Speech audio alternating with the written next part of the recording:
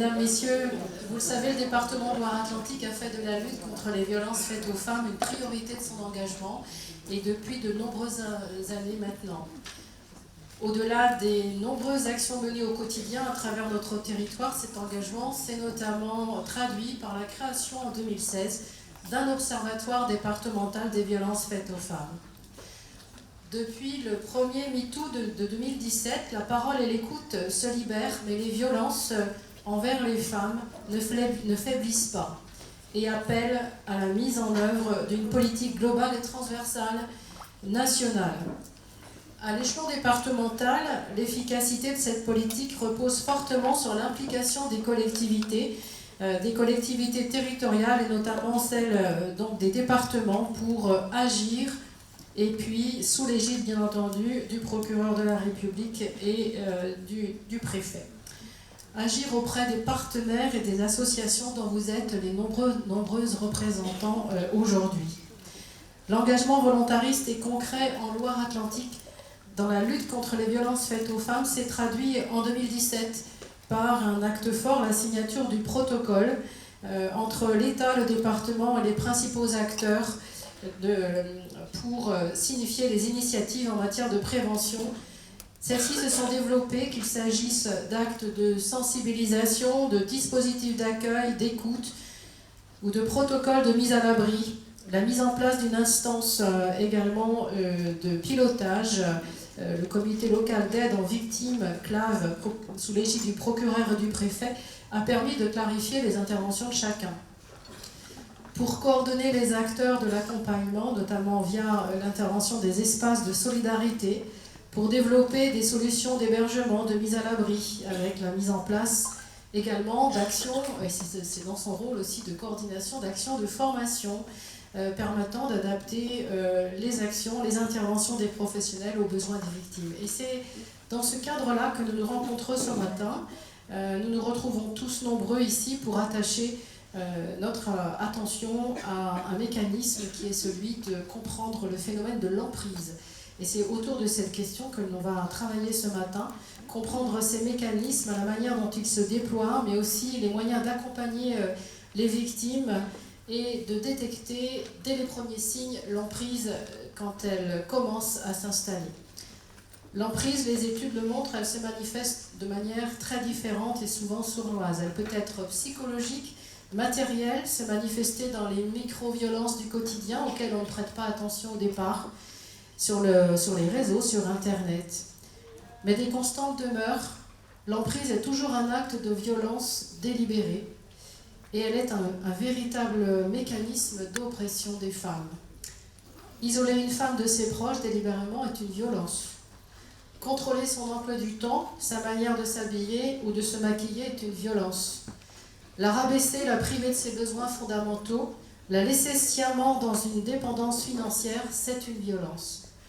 L'emprise doit donc être prise en compte dans l'accompagnement des femmes victimes de violences et trouver une réponse sur le plan également judiciaire. Voilà, c'est autant de questions soulevées qui seront abordées tout au long de cette journée. Et je tiens à terminer en vous remerciant pour votre présence nombreuse. Vous remercier également, vous intervenants, et puis qui allez vous succéder tout au long de cette journée dans les différentes prises de parole. Et également remercier pour l'organisation de cette journée Anne Martinet, coordinatrice de l'Observatoire départemental, et Gaëlle Daniel, directrice en charge des solidarités de l'insertion. Et je vous souhaite une très belle journée de formation à tous. Merci. Merci beaucoup Daniel Cornet pour ces mots d'introduction. Je vous propose de poursuivre avec une autre introduction avec la directrice de cabinet du préfet de Loire-Atlantique, Marie Arbois. Bienvenue à vous. On peut l'applaudir, je crois.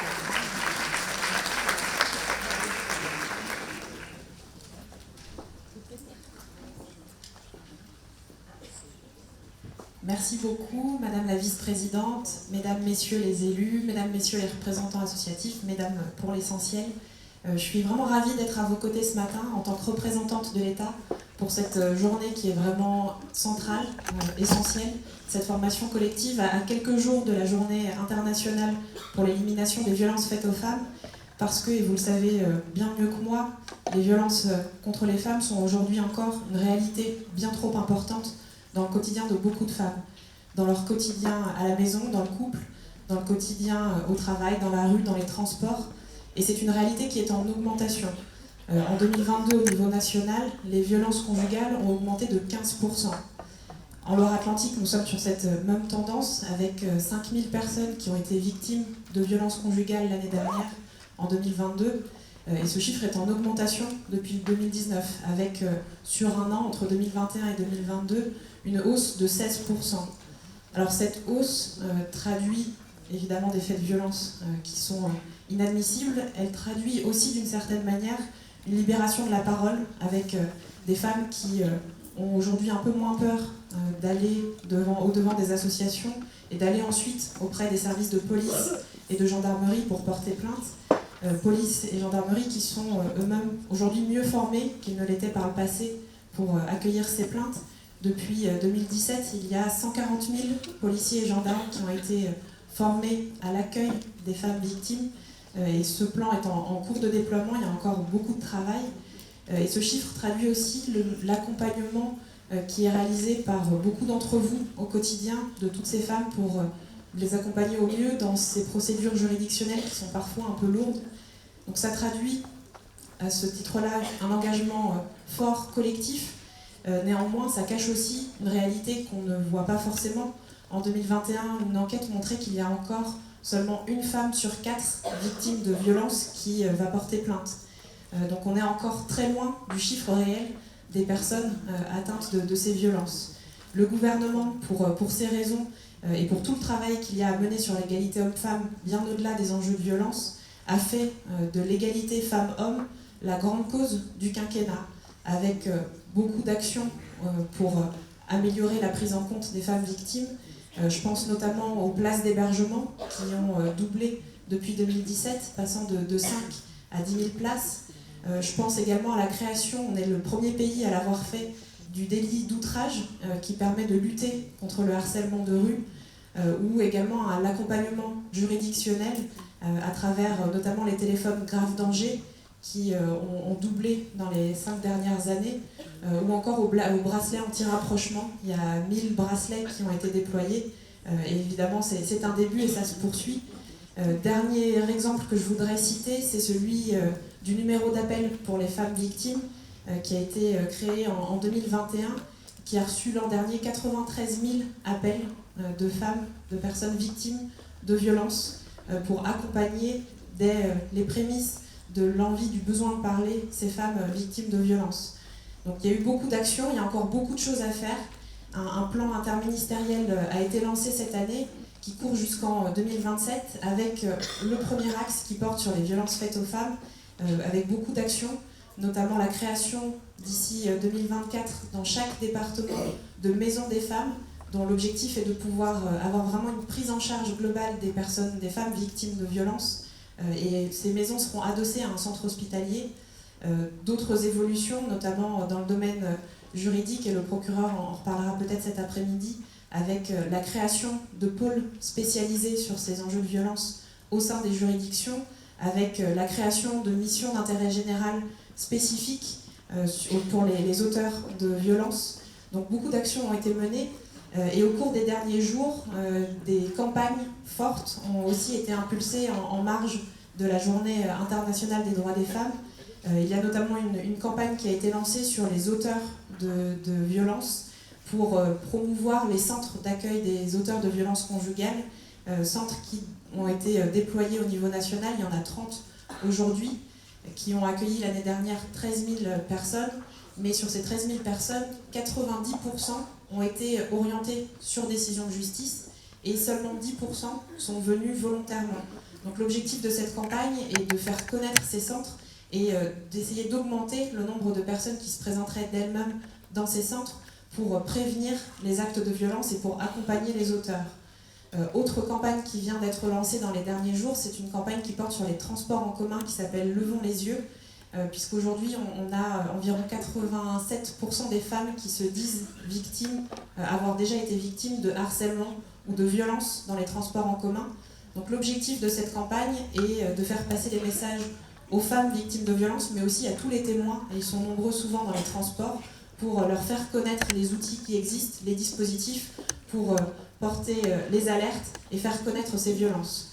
Donc il y a beaucoup d'actions qui ont été engagées, mais on sait collectivement que ce qui fonctionne, c'est évidemment le travail de terrain, le travail que vous menez vous, et le partenariat entre tous les acteurs comme le conseil départemental qui est très engagé ici, les mairies, les intercommunalités, les services de l'État évidemment, tout le tissu associatif. Et ce partenariat repose sur des conventions. Le préfet de région a signé la semaine dernière le renouvellement d'une convention autour des enjeux de santé pour l'accueil des femmes avec le directeur de l'Agence régionale de santé.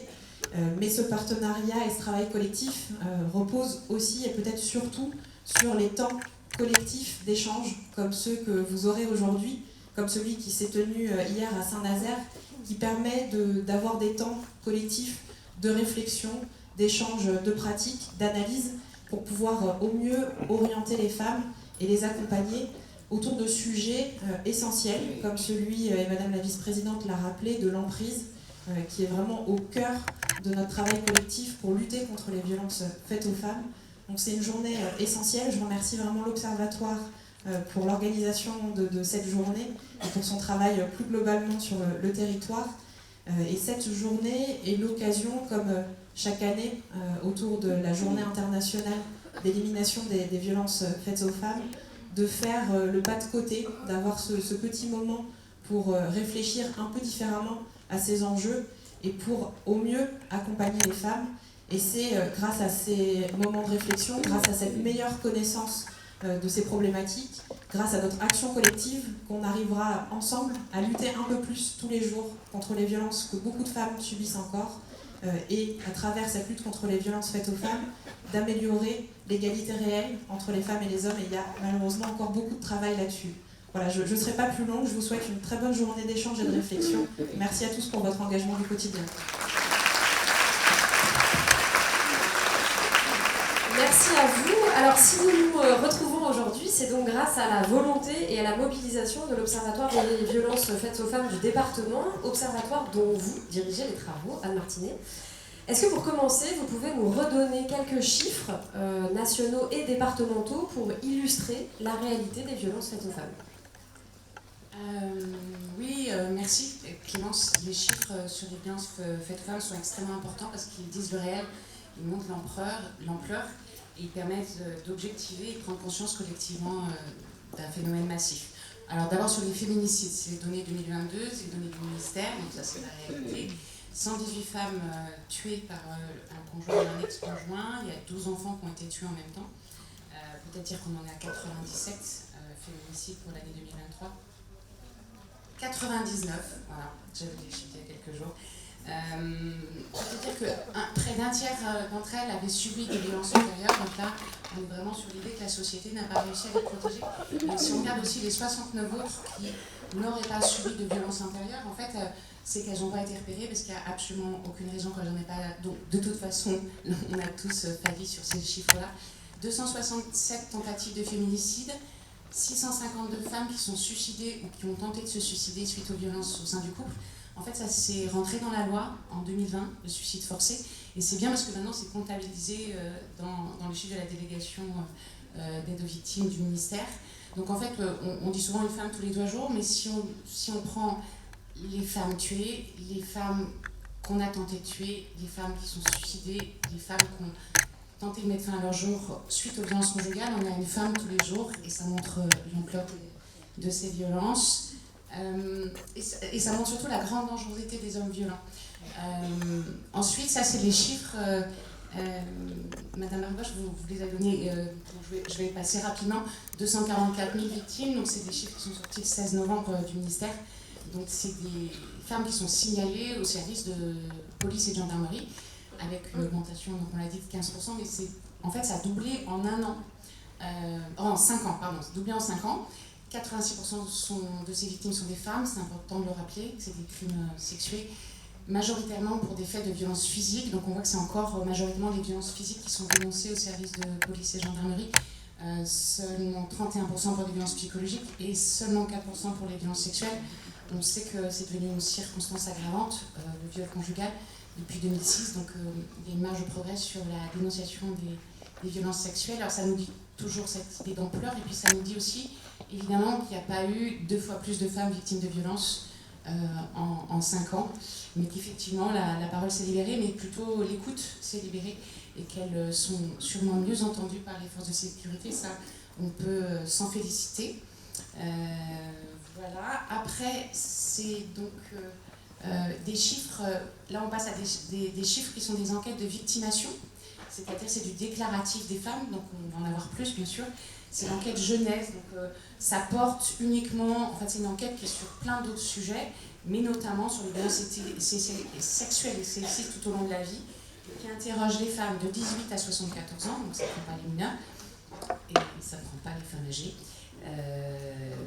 qui vivent en ménage en France métropolitaine. Voilà. Donc il y a une femme sur 6 qui déclare avoir subi des violences physiques et ou sexuelles de la part de son conjoint ou ex-conjoint, au moins une fois depuis l'âge de 15 ans. Et là, le ministère nous dit que ça fait 3,6 millions de femmes. Parmi elles, 25% ont fait un signalement à la police, donc c'est ce qu'on disait tout à l'heure, hein, il y a une marge de progrès, c'est qu'un quart qui vont se signaler aux forces de sécurité, même si c'est en augmentation, on l'a vu. 27 en ont parlé aux services de santé, c'est en fait les premiers à qui elles parlent. Les professionnels de santé sont vraiment très importants dans le questionnement des violences. Et puis 62 n'ont fait aucune démarche, donc là, grande marge de progrès pour nous tous, autour du questionnement systématique, qui est une possibilité pour les amener à parler.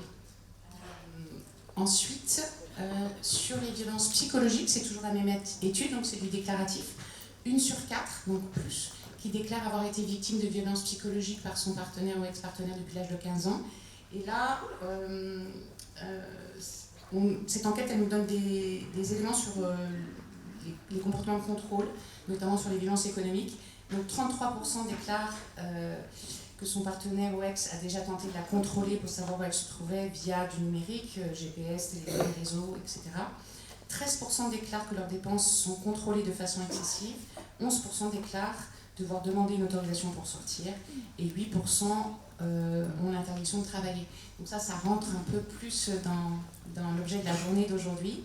Et enfin, on voulait finir par la Loire-Atlantique.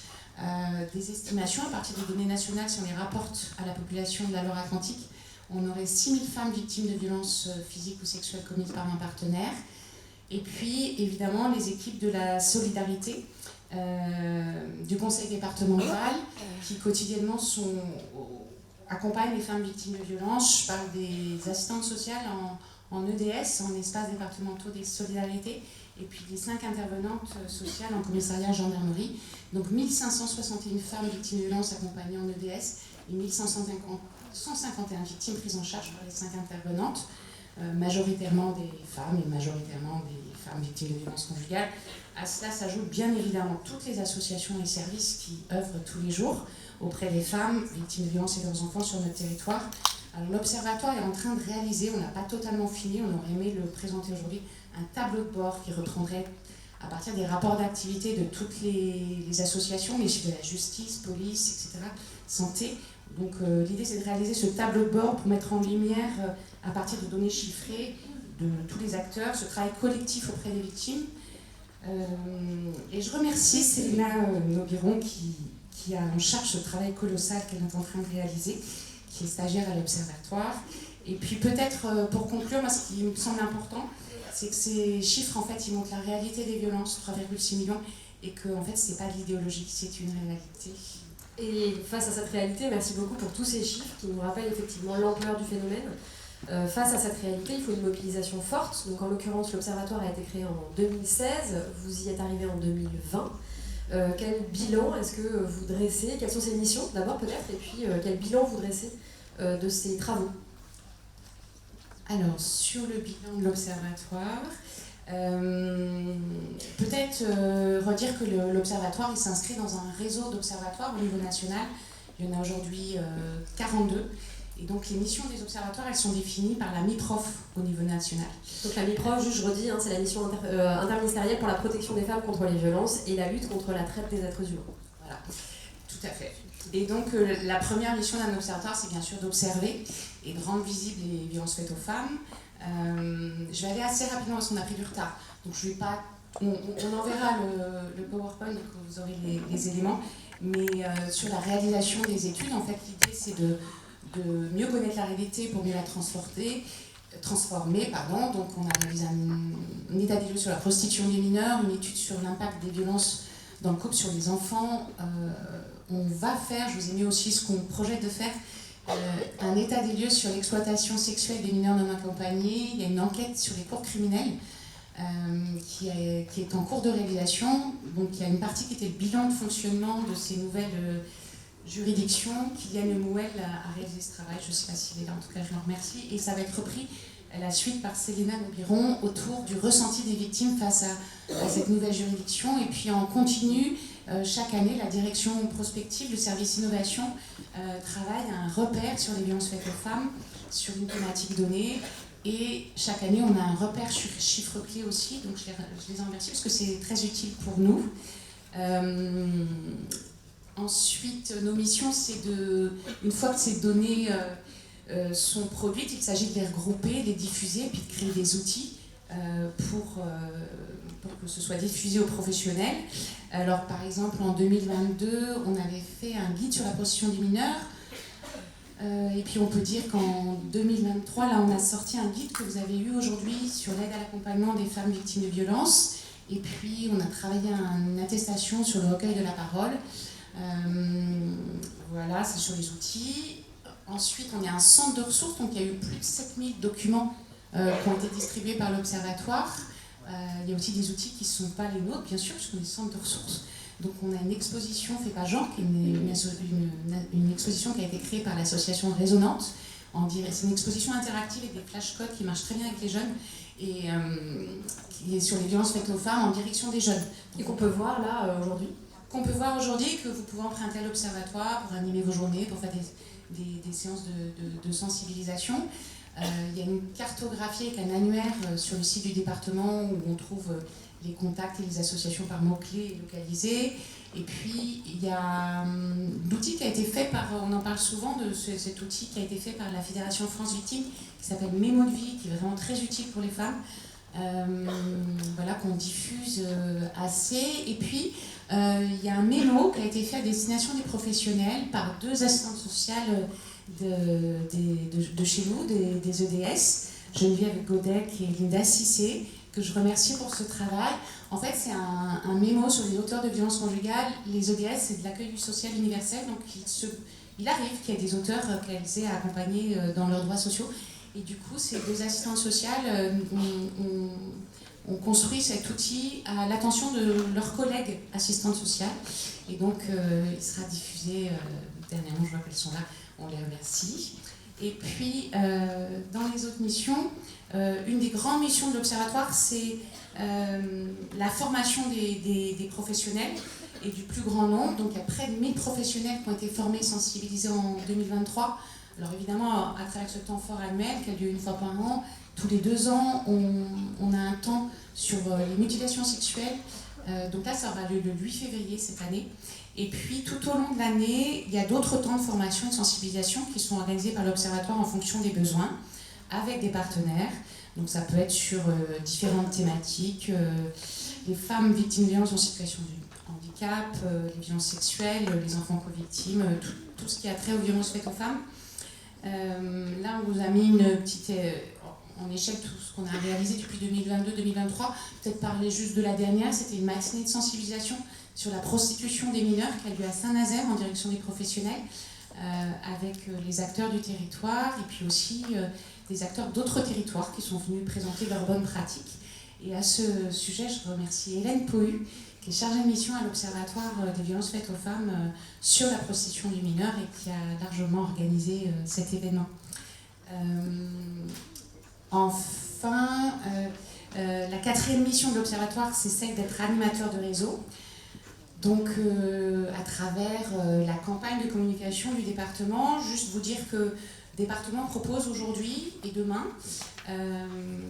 des temps de sensibilisation autour d'un violentomètre géant qui est installé sur le sol près de l'université et le restaurant universitaire, avec l'association Résonante qui va faire de la sensibilisation auprès des jeunes. Et puis on va poursuivre nos groupes de travail qui sont sur les thématiques que j'ai énoncées précédemment. Et puis on a l'assemblée plénière de l'Observatoire qui se réunit 2 fois par an. L'idée, c'est de définir collectivement les axes de travail et apporter un éclairage sur la force du partenariat dans la lutte contre les violences faites aux femmes, avec des nouveaux acteurs en fonction des projets qui sont faits, qui rentrent dans cette assemblée plénière. Et on essaie à chaque fois de mettre en lumière les travaux de chacun, c'est de donner à voir sur l'organisation et le travail de la justice, de la santé. La dernière fois, c'était sur les auteurs de violences, avec le SPIP et la DAES.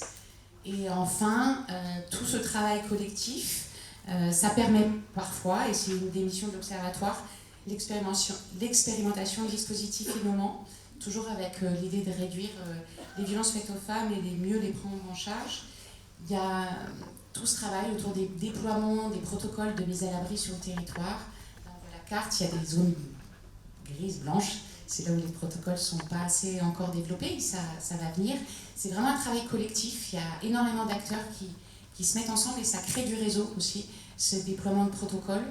Il y a le suivi du dispositif expérimental d'accompagnement global pour les mineurs en situation de prostitution, qui est porté par l'ATDEC. Et puis, prochainement, c'est 2024, on va expérimenter le questionnement systématique avec des espaces départementaux des solidarités. Et on s'en réjouit, il y a des équipes volontaires et on va démarrer ça en 2024. Et j'espère qu'elles seront là à notre prochaine rencontre pour restituer cette expérimentation et comment ça a fonctionné et ce que ça a produit. Voilà. Et ben merci beaucoup pour... en fait, on voit bien que c'est un travail très collectif, tout ça, de mise en réseau, comme vous le disiez. Pourquoi est-ce que c'est absolument fondamental, en fait, dans la lutte contre les violences, d'agir en collectif ? Alors, c'est important parce qu'il y a une multitude d'acteurs aux côtés des associations, professionnels de santé, gendarmes, magistrats, avocats, personnels d'accueil des services publics. Et en fait, chacun a son rôle dans l'accompagnement des femmes victimes de violences. Et parce qu'elles ont des besoins différenciés et multiples, sociaux, médicaux, juridiques, psychologiques, etc., chacun doit apporter à la victime une solution dans son domaine de compétences. Et ça, c'est vraiment important. Et après, l'orienter vers d'autres professionnels qui, dans leur domaine de compétences, vont pouvoir donner une information complémentaire, une réponse complémentaire. C'est pourquoi c'est essentiel que chaque professionnel inscrive son action dans un réseau partenarial. Ça favorise une prise en charge adaptée et décloisonnée. Et puis aussi parce que personne seul peut accompagner une femme victime de violence face à ses besoins diversifiés. Et puis l'accompagnement d'une victime, ça peut souvent être lourd et compliqué et difficile, et donc c'est toujours mieux d'être à plusieurs. Et on l'a vu depuis longtemps que c'est en réseau que cela fonctionne le mieux. Et c'est ce que porte l'Observatoire à travers ces missions qu'on vient de décrire. L'idée de créer une synergie et puis une culture commune dont nous avons toutes et tous besoin pour faire reculer les violences. Je ne l'ai peut-être pas dit avant, mais c'est l'ADN des observatoires de faire du collectif. En fait, il n'y a aucune des missions, en fait, on est un tout petit service, on ne fait rien tout seul. En fait, c'est les autres qui font et nous, on met en avant et on met en lumière et on aide. Mais c'est vraiment du partenariat. Merci pour ça, c'est très important. Peut-être pour terminer cet entretien, pourquoi est-ce que vous avez choisi les notions d'emprise et de contrôle coercitif comme fil rouge de cette journée ?